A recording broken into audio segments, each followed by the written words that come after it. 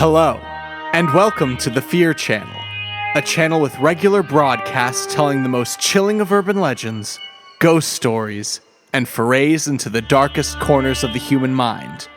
Those faint of heart or prone to night terror should proceed at their own risk. Tonight's story is Portrait of a Black Magician, David Bowie.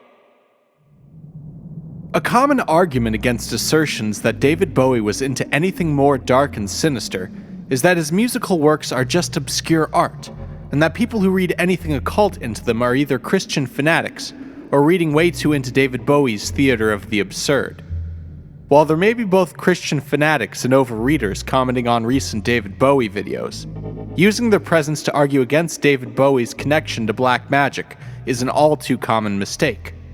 If the evidence in his lyrics was not enough, his own personal quotes, as well as the words of the people closest to Bowie during his lifetime, will certainly attest to the truth. As early as the 70s, Bowie was infusing his lyrics with Crowleyan and Kabbalistic metaphors. The 1971 song Quicksand showcases the lyrics, "I'm closer to the golden dawn, immersed in Crowley's uniform." For those who don't know, the Golden Dawn was a secret society that Crowley joined during his youth. Crowley eventually became their leader and reformed the society's operations. In the 1976 song Station to Station, on the album of the same name, Bowie refers to the Kabbalistic spheres when talking about traveling from Keter to Malkuth. In Kabbalah, the first sphere, Keter, is considered to be the highest realm in all of manifested creation, while Malkuth is the physical realm of our earth. If Bowie traveled that far down, one might wonder how much further into the abyss Bowie actually sank. The cover art for Station to Station is a picture of Bowie drawing the Kabbalistic Tree of Life. Bowie himself called the album the closest thing to a magical treatise I've ever written. Bowie claims to not remember recording any of this particular album. He also claims to not remember most of the 70s because that time in his life was primarily spent on one drug binge after the other, mostly cocaine. Bowie knew he was in Los Angeles during the time of the recording of the album, but he could not remember for the life of him what studio it was recorded in. The title of the album, Station to Station, refers to traveling between otherworldly dimensions of Kabbalistic circles, each dimension being one of those stations. During the album, Bowie took on one of his more notorious characters, the Thin White Duke.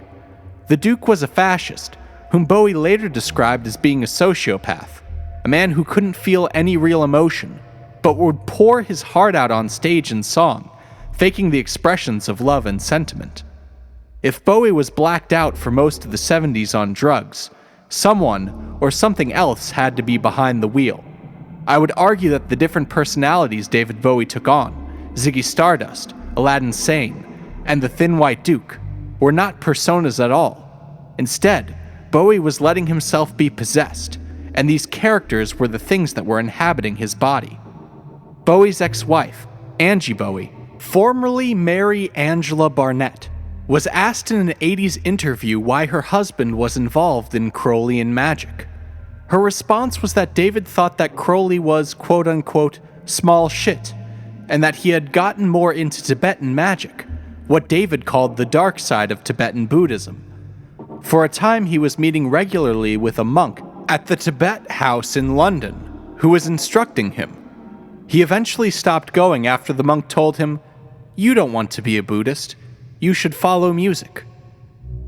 While it would be possible to go through David Bowie's entire 26 studio album corpus and point out occult symbolism in various songs, for sake of expediency it would be best to just talk about Bowie's recently released magnum opus, Blackstar, because it is both culturally relevant and contains some of the darkest occult imagery in Bowie's entire career, even darker than the dystopian world portrayed in Diamond Dogs. Using a pentagram for the title song and album was no coincidence. The entire 10-minute song and video are a tour de force of black magic symbols and practices. The type of shaking done by the Bowie cult followers in the video is a type of shamanistic ritual used to channel spirits. The song Blackstar mostly deals with the process of giving up one's body to demonic forces. When Bowie talks in the song about a spirit rising a meter, and someone taking his place. He's talking about a demonic spirit taking over a recently vacated body. The word Orman means snake, and with all the references to snakes, the Kabbalah, and demonic energy, it makes sense that the song is referencing the Kundalini, or rather, the Kunda buffer organ, which is its negative equivalent, which when negatively awakened, forms the Satan's tail. The video itself is filled with tons of these types of images. The girl with the tail wandering throughout the video is not some sort of animal or alien being. She is a demon. Her tail is that of a devil. Towards the end of the video, there is a strange monster that appears in the fields and slays the lustful dancing scarecrows. This monster is a depiction of an incarnation of Yaldabaoth. Yaldabaoth is a Kabbalistic term. It means children of the void. But Yaldabaoth can be both positive and negative. The positive Yaldabaoth are those born of the void before all was created. The negative Yaldabaoth, the kind depicted in the video, are those born of the void in the abyss of hell.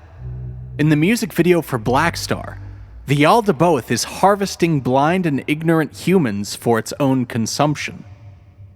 Of note, many people who have watched the Blackstar video have reported strange nightmares about the video's contents after watching, myself included.